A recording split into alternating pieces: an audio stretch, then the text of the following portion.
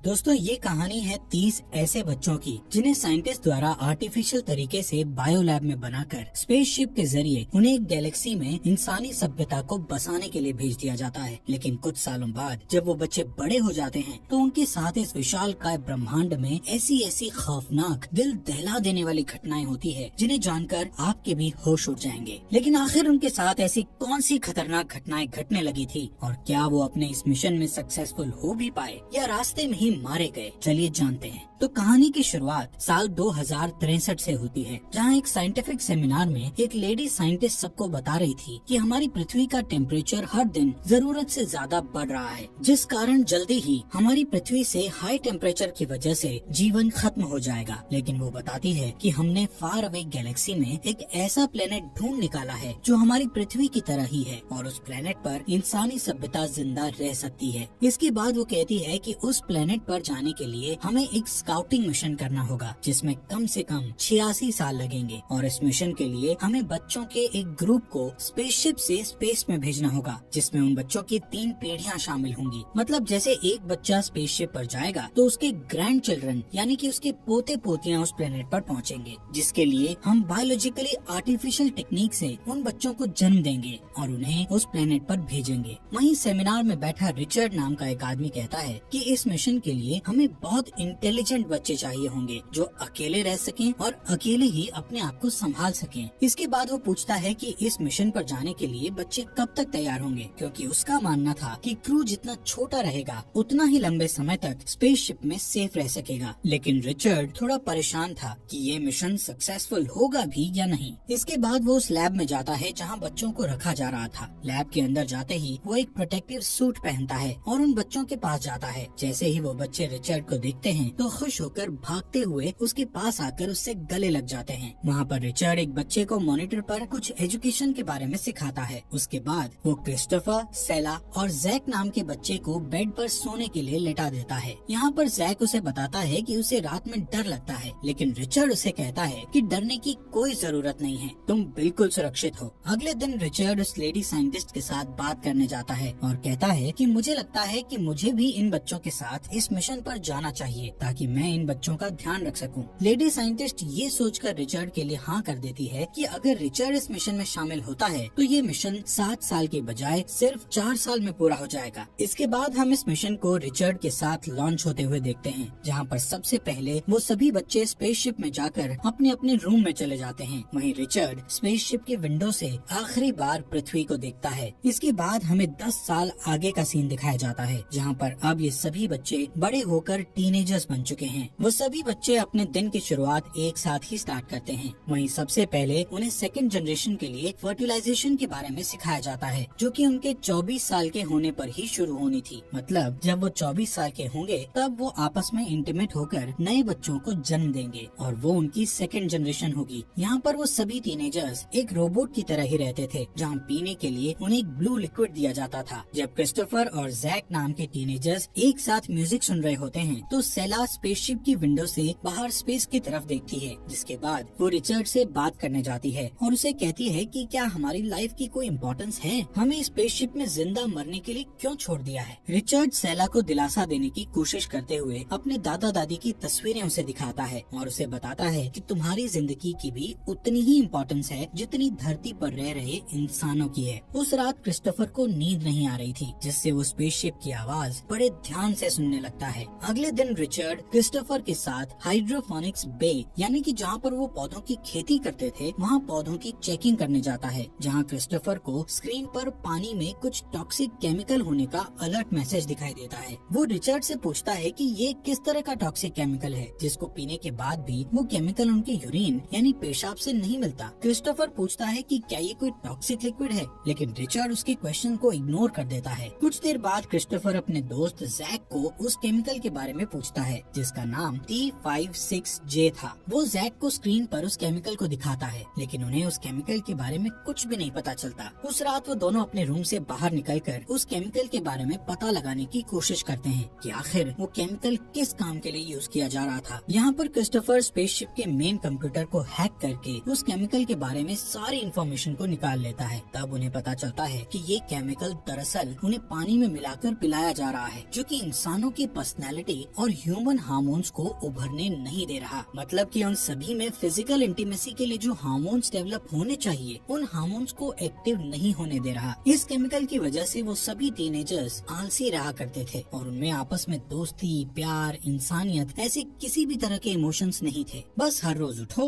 Robots की तरह अपने काम खत्म करो और फिर अपने रूम में जाकर सो जाओ। ये सब जानने के बाद क्रिस्टोफर और जैक दोनों ही वो ब्लू लिक्विड पीना बिल्कुल बंद कर देते हैं और इस केमिकल के बारे में जूली और काय को भी बता देते हैं। इसके साथ ही वो उनको ये भी बताते हैं कि इस स्पेसशिप में एक सीक्रेट कंपार्टमेंट है जो हमसे छुपाया जा रहा है। यहाँ से क्रिस्टोफर सीधा रिचर्ड के पास जाकर स्पेसशिप में छुपे उस सीक्रेट कंपार्टमेंट के बारे में पूछता है, जिस पर रिचर्ड उसे बताता है कि वो कंपार्टमेंट सिर्फ थर्ड जनरेशन के लिए बना है। क्रिस्टोफर के वहाँ से जाने के बाद रिचर्ड अर्थ पर एक मैसेज सेंड करने की कोशिश करता है कि क्या वो यहाँ मौजूद सभी बच्चों को अपने बारे में सब कुछ बता सकता है, ताकि यहाँ सभी लोगों के मन में उसके प्रति विश्वास बना रहे। लेकिन उसके इस मैसेज को धरती पर पहुँचने में कम से कम 2 महीने का टाइम लगना था। अगले दिन जब सभी लोग खाने की लाइन में लगे हुए थे तो सेला के पीछे खड़ा क्रिस्टोफर उसके बारे में लव की फीलिंग्स को महसूस करता है, क्योंकि वो अब सेला को पसंद करने लगा था। जब सभी टीनेजर्स लंच कर रहे होते हैं तो क्रिस्टोफर सेला को ही प्यार से देखता है, लेकिन तभी उसका दोस्त जैक सेला के पास जाकर कहता है कि मैं तुम्हें बहुत प्यार करता हूँ। उसी समय रिचर्ड वहाँ आता है और देखता है कि जैक ने सेला का हाथ पकड़ रखा है, जिससे वो जैक को सेला का हाथ छोड़ने के लिए कहता है, क्योंकि ये उनके रूल्स के खिलाफ था। इसके बाद जिम में क्रिस्टोफर और जैक का आपस में झगड़ा हो जाता है, जहाँ गुस्से में जैक जोर जोर से चिल्लाने लगता है। वहाँ मौजूद सभी लोगों को कुछ समझ नहीं आ रहा था कि आखिर वहाँ चल क्या रहा है। यहाँ पर जैक और क्रिस्टोफर में ये सभी फीलिंग्स इसलिए आई थी क्योंकि उन्होंने वो ब्लू लिक्विड पीना बंद कर दिया था। इसके बाद वो स्पेसशिप की आवाज सुनते हुए ऑब्जर्वेशन रूम में चले जाते हैं, जहाँ पर वो अपने क्रू मेंबर को देखते हैं। ये दोनों उस क्रू मेंबर से पूछते हैं कि स्पेसशिप में ये नॉइज साउंड किस चीज से आ रही है, जिस पर वो क्रू मेंबर उन्हें बताता है कि ये नॉइज किसी तरह की एलियन लाइफ फॉर्म की हो सकती है जो हमारी स्पेसशिप पर अटैक कर रही है। वहीं दूसरी ओर सेला रिचर्ड के कैबिन में थी, जहाँ वो अर्थ से लाए हुए सूखे पौधों को देख रही थी कि कहीं वो खराब तो नहीं हो गए। तभी जैक और क्रिस्टोफर को उन दोनों की बातें हल्की हल्की सुनाई देती हैं, जिससे वो उनकी आवाज का पीछा करते हुए उस कैबिन तक पहुंच जाते हैं, जहां पर जैक रिचर्ड को सेला के कंधे पर हाथ रखे हुए देखता है, जिसे देखकर उसे काफी जलन होती है। नेक्स्ट डे रिचर्ड उन सबको इकट्ठा करके उन्हें कहता है कि हमारी स्पेसशिप के बाहरी ट्रांसमीटर्स में कुछ प्रॉब्लम हो गई है, जिससे हमारी स्पेसशिप का अर्थ से कनेक्शन टूट गया है। रिचर्ड जैक से कहता है कि हम दोनों स्पेसशिप के बाहर जाकर उस खराब ट्रांसमीटर को सही करेंगे, इसलिए तुम जल्दी से स्पेस सूट को पहन लो। बाकी के लोग स्पेसशिप के अंदर से ही ट्रांसमीटर को जोड़ने में लग जाते हैं। रास्ते में रिचर्ड फीबी को देखता है, जो उसे बताती है कि जैक और क्रिस्टोफर ने ब्लू लिक्विड वाटर पीना छोड़ दिया है। इसके बाद वो क्रिस्टोफर के पास बात करने जाता है, लेकिन वहाँ पर उन दोनों में उस लिक्विड के बारे में काफी बहस होने लगती है। रिचर्ड क्रिस्टोफर को बताता है कि ये लिक्विड ठीक इसी तरह के बिहेवियर को रोकने के लिए बनाया गया है, जैसा उसने अभी जैक को करते देखा है। इसके बाद थोड़ा शांत हुआ रिचर्ड क्रिस्टोफर से ट्रांसमीटर को ठीक करने में उसकी मदद मांगता है, ताकि वो वापस से अर्थ पर कनेक्शन करके इस मिशन को आगे बढ़ा सकें। वहीं जैक कंट्रोल रूम के अंदर चला जाता है। उधर रिचर्ड और क्रिस्टोफर स्पेस सूट पहनकर स्पेसशिप से बाहर जाकर ट्रांसमीटर को ठीक करने लगते हैं। रिचर्ड ट्रांसमीटर के एक पार्ट को ठीक कर रहा होता है, तो वहीं क्रिस्टोफर दूसरे पार्ट को। उसी समय स्पेसशिप के अंदर सभी उन दोनों को स्क्रीन पर देख रहे होते हैं। अचानक वो सभी स्क्रीन पर देखते हैं कि एक ब्लैक शेडो बाहर स्पेसशिप में रिचर्ड की तरफ जा रही है, जिससे रिचर्ड और क्रिस्टोफर को एक बहुत बड़ा झटका लगता है, जिस वजह से रिचर्ड स्पेसशिप से दूर जाने लगता है। वहीं शिप के अंदर सभी को वाइब्रेशन फील होती है, जिससे सभी डर जाते हैं और किसी को भी पता नहीं था कि ये आखिर क्या था। तभी अचानक कंट्रोल रूम के अंदर आग लग जाती है, जिसे वो लोग जल्दी से बुझाने की कोशिश करते हैं। वहीं क्रिस्टोफर जैसे तैसे रिचर्ड को खींचकर स्पेसशिप के अंदर ले आता है। वो लोग रिचर्ड को मेडिकल रूम में ले जाते हैं। यहाँ पर मेडिकल टीम सेला के साथ रिचर्ड को होश में लाने की कोशिश करती है, लेकिन उससे रिचर्ड को कोई फर्क नहीं पड़ता। जब सेला, जो कि मेडिकल के बारे में सबसे अच्छे से जानती थी, वो सबको कहती है कि रिचर्ड मर चुका है। इसके बाद सभी क्रू मेंबर्स एक साथ इकट्ठे होते हैं, जहां उनमें से एक मेंबर कहता है कि उसने ये सब होने से पहले मॉनिटर में कुछ अजीब सी आवाजें सुनी थी, जैसे कि कोई एलियन फॉर्म रिचर्ड की बॉडी के अंदर चली गई हो। ये सुनकर फीबी रोने लग जाती जाती है। तभी क्रिस्टोफर उन्हें दिलासा देते हुए कहता है कि अगर हम सभी एक साथ रहेंगे तो हम सब कुछ ठीक कर सकते हैं। इसके बाद ऑटोमेटिकली स्पेसशिप का सिस्टम रिबूट होता है और सभी लोग सीसीटीवी फुटेज चेक करते हैं, जिसे ओपन करने पर उन्हें पता चलता है कि सिस्टम में सारी की सारी कैमरा फुटेजेस डिलीट हो चुकी हैं। यहाँ पर अब उन्हें एक नया लीडर चाहिए था जो उन सभी को सही तरीके से लीड कर पाए और वो अपनी मंजिल तक पहुँच सके। वहीं पर खड़ा जैक सभी को कहता है कि मैं लीडर बन सकता हूँ, लेकिन बाकी मेंबर्स उसे कहते हैं कि हम सभी को लीडर को चुनने के लिए वोटिंग करनी चाहिए। जिसके बाद सभी अपने अपने वोट्स अपने मनपसंद मेंबर को देते हैं और ज्यादातर लोग क्रिस्टोफर को ही वोट देकर अपना नया लीडर चुनते हैं। वहीं जैक क्रिस्टोफर को लीडर चुने जाने पर उससे मन ही मन जलन करता है, लेकिन ये सब इग्नोर करके वो उसे ऊपर ऊपर से कांग्रेचुलेट करता है। लीडर बनते ही क्रिस्टोफर सभी को कहता है कि हमें सबसे पहले खराब हुए ट्रांसमीटर को ठीक करना होगा, जिसके लिए वो क्रू के सभी मेंबर्स को बुला लेता है और सभी से शिप पर काम करवाने लगता है। यहाँ पर इन लोगों के पास सिर्फ एक सीसीटीवी कैमरा ही आखिरी ऐसी चीज थी जिससे वो पता लगा सकते थे कि रिचर्ड के साथ आखिर क्या हुआ था। वहीं सेला रिचर्ड के ऑफिस में जाकर उसकी फैमिली की फोटोज और वीडियोस देखने लगती है कि तभी क्रिस्टोफर वहाँ आता है। सेला उसे रिचर्ड के बचपन की फोटो दिखाती है। वो दोनों उसके पेरेंट्स को देखकर उसकी इम्पोर्टेंस के बारे में बात करते हैं। क्रिस्टोफर सेला का एक अच्छा दोस्त बनना चाहता था, इसलिए वो उससे पूछता है कि रिचर्ड ने तुम्हें अपनी लाइफ के सीक्रेट्स के बारे में सभी बातें क्यों बताई, जिस पर वो बताती है कि रिचर्ड इस स्पेसशिप पर खुद को बिल्कुल अकेला महसूस करता था, इसलिए उसे किसी ऐसे पर्सन की जरूरत थी जिस पर वो विश्वास कर सकता था। इसलिए उसने मुझे इस काबिल समझकर मुझसे अपनी सीक्रेट बातें शेयर की। इसके बाद वो दोनों रिचर्ड की एक वीडियो देखने लगते हैं जहां वो बता रहा था कि वो इस मिशन पर कितना विश्वास करता है और इस मिशन के साथ साथ वो सभी बच्चों की परवाह करता है। अब यहाँ से क्रिस्टोफर बाकी क्रू मेंबर्स को देखने जाता है कि वो लोग काम सही से कर भी रहे हैं या नहीं, लेकिन वहाँ पहुँचने पर वो सभी को एक साथ कैंटीन में बैठा देखता है। वो उन सभी को गुस्से से डांटने लगता है कि इस तरह हम कभी भी अपने मिशन में सक्सेसफुल नहीं हो पाएंगे, जिस पर जैक उसे कहता है कि वो लोग रेफ्रिजरेटर्स को ठीक कर रहे हैं ताकि खाने का कुछ भी सामान खराब ना हो। वो क्रिस्टोफर को बताता है कि लेकिन कुछ सामान है जो जल्द ही खराब हो सकता है, इसलिए वो उस खाने को खाने के साथ साथ क्रिस्टोफर के न्यू लीडर बनने की पार्टी करने की भी सोच रहे हैं। इस बात के लिए क्रिस्टोफर मान जाता है। पार्टी के बाद काय कुछ लोगों को वो ब्लू लिक्विड पीने से मना करता है, जिससे वो सभी उसे फेंक देते हैं। वहीं सेला और क्रिस्टोफर साथ में बैठे रिचर्ड की वीडियो देखकर हंसते हुए एंजॉय कर रहे थे, जहां क्रिस्टोफर धीरे धीरे सेला के और भी करीब आने लगता है। उधर जैक भी जूली की तरफ अट्रैक्टेड होने लगता है। वो उसे टच करता है, तभी फीलिंग के साथ वो भी जैक को वापस टच करती है। वहाँ मौजूद सभी लोग उन्हें ही देख रहे थे कि वो लोग आखिर कर क्या रहे हैं। थोड़े दिन बाद क्रू के ज्यादातर मेंबर्स आपस में लड़ाई करते, खेलते कूदते और स्पेसशिप में इधर उधर भागने लगते हैं, जिसके बाद वो सेला के रूम में जाकर रिचर्ड की पर्सनल लाइफ की वीडियोस को देखते हैं। तभी अचानक वहाँ सेला आ जाती है और उन सभी को अपने रूम में देखकर हैरान हो जाती है। इसके बाद वो उन सभी को वहाँ से जाने के लिए कहती है, लेकिन सभी लोग उसकी बात को इग्नोर कर देते हैं। कुछ देर बाद वो लोग एक एक करके उस रूम से बाहर निकलते हैं। यहाँ पर आखिरी में जैक बाहर आकर सेला से कहता है कि अब रिचर्ड तुम्हें बचाने के लिए लीडर नहीं रहा। सेला उसकी बात को सुनकर मेडिकल रूम में जाकर एक स्कैल्पेल उठा लेती है। वहीं क्रिस्टोफर जैक को देखकर उसका पीछा करने लगता है, क्योंकि उसे लगता था कि जैक सेला के साथ कुछ गलत करने का सोच रहा है। जैसे ही क्रिस्टोफर को पता चलता है कि सेला इस समय मेडिकल रूम में है, उसी वक्त वो जैक से पहले वहाँ पहुँच जाता है। उधर जैक भी वहीं जा रहा था। क्रिस्टोफर जैक को आता देखकर उसे ऐसे दिखाने की कोशिश करता है कि जैसे सेला और वो एक दूसरे से प्यार कर रहे हैं, जिसके लिए वो सेला को पकड़ लेता है। उन्हें देखकर जैक वापस चला जाता है। वहीं सेला क्रिस्टोफर को गलत समझती है और स्कैल्पेल को उसकी ओर पॉइंट करती है, लेकिन जब वो उसे समझाता है कि वो यहाँ सिर्फ उसकी मदद करने आया था, तो वो कहती है कि तुम्हें मेरी मदद करने से पहले बाकी क्रू मेंबर्स की मदद करनी चाहिए, क्योंकि वो लोग पूरी तरह से बेकाबू हो रहे हैं। इसके बाद क्रिस्टोफर वहाँ से चला जाता है। बाहर वो जैक को ढूंढकर उसे सेला से दूर रहने के लिए कहता है। तभी अचानक उन्हें फिर से स्पेसशिप में कुछ अजीब आवाज आने लगती है, जिससे वो चारों तरफ उस आवाज का पीछा करते हैं। आवाज का पीछा करते वक्त अचानक काय की नजर एक रूम में पड़ती है, जहाँ पर जूली एक क्रू मेंबर के साथ इंटीमेट हो रही थी। ये देखकर काय गुस्से से भर जाता है और उस लड़के को बुरी तरह से मारने लगता है, जिससे उन दोनों में फाइट हो जाती है। इसके कुछ घंटों बाद कैंटीन में क्रिस्टोफर सभी लोगों से अच्छे से पेश आने की कोशिश कर रहा था, लेकिन कोई भी उसकी बात को सीरियसली नहीं लेता। तभी अचानक वो लड़का पीछे से आकर काय पर एक लोहे की रॉड से अटैक कर देता है, जिससे क्रिस्टोफर तुरंत उसे मारकर रोकता है, जिसके बाद वो सभी के सामने उन दोनों को समझाता है कि उन्हें लड़ाई नहीं करनी चाहिए, बल्कि उन्हें अपने मिशन पर ध्यान देना चाहिए। यहाँ पर जैक कहता है कि हम सभी शायद ही इस मिशन को पूरा कर पाएंगे। ये सुनकर सभी सोचने लगते हैं कि अब उन्हें काम करना बंद कर देना चाहिए, क्योंकि वो इस मिशन को कंप्लीट नहीं कर पाएंगे। लेकिन क्रिस्टोफर कहता है कि इस मिशन को उनके ग्रैंड चिल्ड्रन यानी पोते पूरा करेंगे। तभी क्रू में से एक कहता है कि हमें कंट्रोल रूम में काम नहीं करना चाहिए, क्योंकि वहाँ एलियंस हो सकते हैं और उन्होंने रिचर्ड को मार डाला है।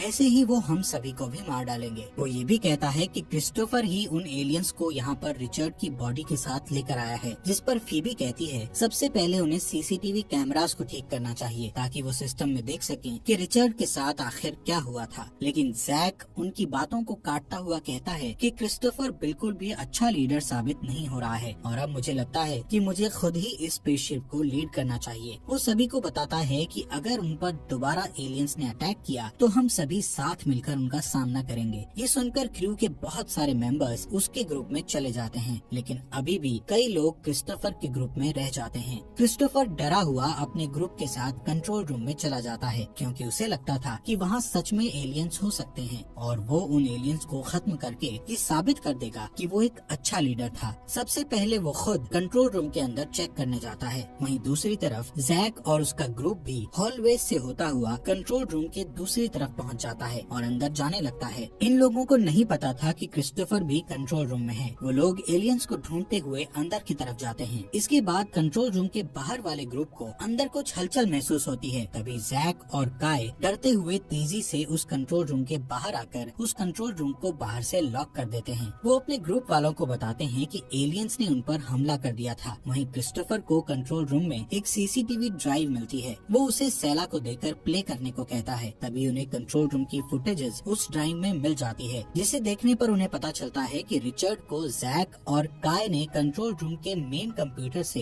एक बहुत बड़ा इलेक्ट्रिक वेव शॉक देकर मार डाला था और फिर उन दोनों ने कंट्रोल रूम में एलियंस होने का झूठ बोलकर सबके मन में एलियंस का डर बैठा दिया था। यहाँ पर क्रिस्टोफर और उसका ग्रुप इस बात को छुपा कर रखने का फैसला करता है जब तक कि वो अपना अगला कोई फैसला ना कर लें। तभी क्रिस्टोफर और सेला उस ड्राइव को अपने कमरे में जाकर छुपा देते हैं। रात को क्रिस्टोफर सेला के साथ इंटीमेट हो जाता है। अगली सुबह जैक उन्हें जगाकर कहता है कि मैंने कैंटीन में आज पार्टी रखी है, इसलिए तुम अपने ग्रुप को लेकर वहाँ पर जल्दी से आ जाओ। थोड़ी देर बाद क्रिस्टोफर अपने ग्रुप के साथ कैंटीन में पहुँचता है, जबकि उसे कुछ पता नहीं था कि ये पार्टी क्यों हो रही है। लेकिन जैसे ही वो वहाँ पहुँचते हैं तो देखते हैं कि पार्टी तो पहले ही शुरू हो चुकी है। जैक क्रिस्टोफर और उसके ग्रुप को अपने साथ खाने के लिए कहता है और जैसे ही वो लोग खाने के लिए बैठते हैं तो जैक खड़ा होकर कहता है कि इसी वक्त से मैं अपने आप को यहाँ का नया लीडर डिक्लेयर करता हूँ। वहीं क्रिस्टोफर भी ये सुनकर खड़ा होकर मॉनिटर पर रिचर्ड के साथ हुए उस इंसिडेंट की फुटेजेस को चला देता है, जहाँ सभी उस फुटेज में देखते हैं कि रिचर्ड की मौत के पीछे जैक और काय का हाथ है और उन दोनों ने जानबूझकर स्पेसशिप में एलियंस होने का सबसे झूठ बोला था। इसके बाद क्रिस्टोफर कहता है कि हमें जैक और काय को रूम में बंद कर देना चाहिए। तभी जैक सबसे कहता है कि ये सब मैंने हम सबकी सुरक्षा के लिए ही किया है, क्योंकि असल में रिचर्ड की बॉडी के अंदर ही एलियन था जो हम सबको उस ब्लू लिक्विड से कंट्रोल कर रहा था और क्रिस्टोफर रिचर्ड को वापस स्पेसशिप के अंदर लेकर आया था। जैक उन सबसे ये भी कहता है कि अब वो एलियन स्पेसशिप के अंदर ही है और वो हम में से किसी एक की बॉडी में छुपा हुआ है, बस हमें उस एलियन को ढूंढकर मारना है। जिसके बाद जैक क्रिस्टोफर के ग्रुप में से एक लड़की को धक्का देकर कहता है कि मुझे लगता है कि इसकी बॉडी में एलियन है। ये सुनकर वो लड़का जल्दी से वहाँ से खुद को बचाने के लिए भाग जाता है और सभी उसके पीछे बड़ी तेजी से भागते हैं और एक जगह उसे नीचे गिराकर बेरहमी से मार डालते हैं। वहीं क्रिस्टोफर अपने ग्रुप को स्पेसशिप के बिल्कुल सुरक्षित कमरे में ले जाता है, जबकि जैक और उसका ग्रुप मेडिकल रूम में जाकर सभी नुकीले हथियार उठा लेता है। उधर क्रिस्टोफर अपने ग्रुप से डिस्कस कर रहा होता है कि अब उन्हें आगे क्या करना चाहिए। उनमें से कुछ कहते हैं कि उन्हें अब हार मान लेनी चाहिए। जैक के ग्रुप के पास हथियार हैं, लेकिन उनके पास कुछ भी नहीं है जिससे वो कुछ भी नहीं कर पाएंगे, इसलिए अभी उन्हें जानबूझकर हार मानकर जैक के ग्रुप में शामिल हो जाना चाहिए, जिससे वो बाद में किसी तरह जैक को पकड़कर मार डालेंगे। तभी सेला को याद आता है कि मैंने रिचर्ड की डायरी में स्पेसशिप में छिपे उस सीक्रेट कंपार्टमेंट की लोकेशन को देखा था और उस सीक्रेट कंपार्टमेंट में असली हथियार हैं। इसके बाद क्रिस्टोफर उस सीक्रेट कंपार्टमेंट में रेंगता हुआ चला जाता है, लेकिन जैसे ही वो अंदर जाता है तो उसे पता चलता है कि वो उस सीक्रेट कंपार्टमेंट के आखिरी दरवाजे को नहीं खोल पा रहा, जिसमें जिसमें हथियार हैं। अब यहाँ पर क्रिस्टोफर ने उस सीक्रेट डोर को खोलने के लिए काफी बार गलत पासवर्ड डाल दिया था, जिसकी वजह से वहाँ एक अलार्म बजने लगता है जो जैक के ग्रुप की मेंबर जूली और उसके साथी को सुनाई देता है और वो जल्दी से जाकर इसके बारे में जैक को बताते हैं। वहीं क्रिस्टोफर उस दरवाजे को खोलने के लिए कुछ टूल्स लेने के लिए बाहर आता है, लेकिन जैसे ही वापस जाने लगता है तो वहाँ वो देखता है कि जैक अपने ग्रुप के साथ हथियार चुराने के लिए सीक्रेट कंपार्टमेंट के दरवाजे को खोलने की कोशिश कर रहा है। और फाइनली वो लोग कंपार्टमेंट के डोर को ओपन कर लेते हैं, जहाँ उन्हें बहुत सारे हथियार रखे मिलते हैं। वहाँ पर काय कहता है कि मुझे लगता है ये सभी हथियार उनकी थर्ड जनरेशन के लिए हैं, लेकिन जैक उसे कहता है कि ये सिर्फ हमारे लिए हैं। यहाँ पर क्रिस्टोफर के ग्रुप के 2 मेंबर जैक से हार मानकर उसके ग्रुप में शामिल हो जाते हैं और वो जैक के पूछने पर बता देते हैं कि क्रिस्टोफर के ग्रुप के मेंबर स्पेसशिप में कहाँ पर छुपे हैं। वहीं सेला, फीबी और क्रिस्टोफर तीनों जैक के करीब जाने का प्लान बनाते हैं, जहाँ क्रिस्टोफर उन्हें कहता है कि हमें जैक के पास जाकर उसे मार देना चाहिए, लेकिन फीबी ऐसा नहीं करना चाहती। तभी सेला मॉनिटर पर जैक को उसके ग्रुप मेंबर्स के साथ वहाँ पर उन्हें मारने के लिए आते हुए देखती है। वहीं काय उनके रूम की लाइट कट कर देता है और वो लोग उनके रूम तक पहुँच जाते हैं। यहाँ पर सेला अपने ग्रुप वालों को उनसे लड़ने से मना करती है, क्योंकि जैक के ग्रुप ने उन पर अटैक करके उन्हें पकड़ लिया था। जिसके बाद सेला जैक से बात करने की कोशिश करती हुई कहती है कि मैं भी तुम्हारे ग्रुप को ज्वाइन करना चाहती हूँ, लेकिन वो लोग उस पर हंसते हैं और जैक उसे कहता है कि हम तुम्हें अपने ग्रुप में नहीं लेना चाहते। जिस पर फीबी उन्हें कहती है कि तुम सब लोग पागल हो गए हो।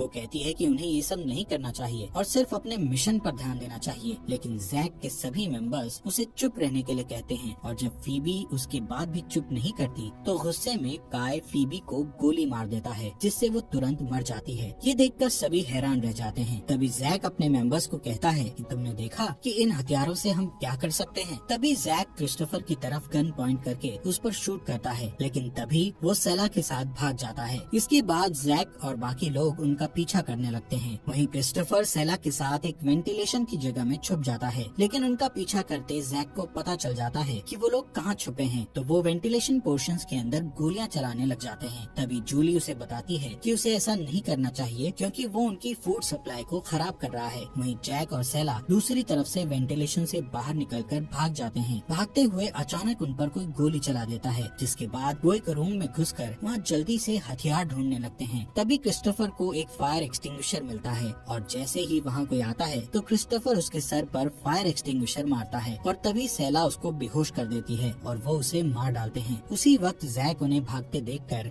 उन पर अंधाधुंध गोलियां चलाने लगता है, लेकिन इस बार भी वो दोनों उससे बचकर भाग जाते हैं। भागते भागते वो दोनों एक एयरलॉक रूम में घुस जाते हैं। तभी क्रिस्टोफर सेला को जल्दी से स्पेस सूट पहनने के लिए कहता है और एयरलॉक की खिड़कियों को अच्छे से कवर कर देता है और खुद भी स्पेस सूट पहन लेता है। इसके बाद जैसे ही बाहर जैक उस एयरलॉक का दरवाजा खोलने के लिए उस पर फायरिंग करता है तो दरवाजे के साथ साथ एयरलॉक का हैच भी खुल जाता है और जैक के साथ साथ सारी चीजें बाहर स्पेस की ओर बहुत ही तेजी से खींची चली जाती है। तभी वो सेला को जोर से पकड़ लेता है और हैच को बंद करने के बाद उससे लड़ता हुआ उसे चाकू मार देता है। ये देखकर क्रिस्टोफर उसे हैच के बाहर स्पेस में धकेलने लगता है, लेकिन उनकी इस लड़ाई के चलते वो खुद ही स्पेस में खींचा चला जाता है। वहाँ जैक क्रिस्टोफर के स्पेस में जाते ही हैच को बंद करने की कोशिश करता है, लेकिन तभी सेला अपनी पूरी ताकत लगाकर उसे बाहर की ओर जोर से धक्का देकर उसे भी स्पेस में फेंक देती है। तभी वो बाहर स्पेस में क्रिस्टोफर को बड़े दुखी मन से ढूंढते हुए देखने लगती है कि अचानक उसे क्रिस्टोफर स्पेसशिप के कोने को पकड़े हुए दिखता है। जैसे तैसे वो दोनों स्पेसशिप के अंदर आ जाते हैं और सभी को बताते हैं कि जैक अब नहीं रहा। ये सुनकर सभी अपने हथियार नीचे कर लेते हैं। इसके कुछ दिनों बाद जब सभी क्रू मेंबर्स कैंटीन में लंच कर रहे होते हैं तो सेला क्रिस्टोफर से पूछती है कि मैं इस बात पर कैसे विश्वास करूं कि ऐसा कभी दोबारा नहीं होगा। इसके बाद वो फिर से रिचर्ड की एक वीडियो को देखने लगते हैं, जिसमें वो बता रहा था कि ये मिशन चाहे बुरा हो या अच्छा, इससे ये साबित होता है कि ह्यूमन बीइंग को अभी बचाना कितना जरूरी है। कुछ दिन बाद स्पेसशिप में फिर से लीडर के लिए वोटिंग होती है, जहाँ क्रू इस बार सेला को अपना लीडर चुनता है। इसके बाद सेला धरती पर भेजने के लिए एक वीडियो रिकॉर्ड करती है, जिसमें वो कहती है कि अब से वो हर उस चीज के लिए वोटिंग करेंगे जो भी उनके लिए जरूरी होगी। वहीं सभी क्रू मेंबर्स अभी भी स्पेसशिप की रिपेयरिंग में लगे हुए थे और सभी एक साथ में बिल्कुल खुश होते हैं। कुछ महीनों बाद सेला क्रिस्टोफर के बच्चे को जन्म देती है और ऐसे ही सभी क्रू मेंबर्स ने अपने अपने पार्टनर को चुनकर अपनी जनरेशन को आगे बढ़ा लिया था, जिससे अब स्पेसशिप में कई सारे बच्चे दिखने लगे थे। ऐसे ही उन्हें अपने मिशन पर कई साल बीत जाते हैं और वो बच्चे इसी स्पेसशिप पर वैसे ही बड़े होते हैं जैसे उनकी फर्स्ट जनरेशन बड़ी हुई थी। अब इस मिशन को शुरू हुए 86 साल बीत चुके थे और आखिरकार वो उस प्लेनेट पर पहुंच जाते हैं जहां पर उन्हें अब इंसानी सभ्यता को बसाना था। यहाँ पर फर्स्ट जनरेशन और उनके बच्चे एक साथ स्पेसशिप की विंडो से उस प्लेनेट को हिंदी को सब्सक्राइब करना मत भूलना।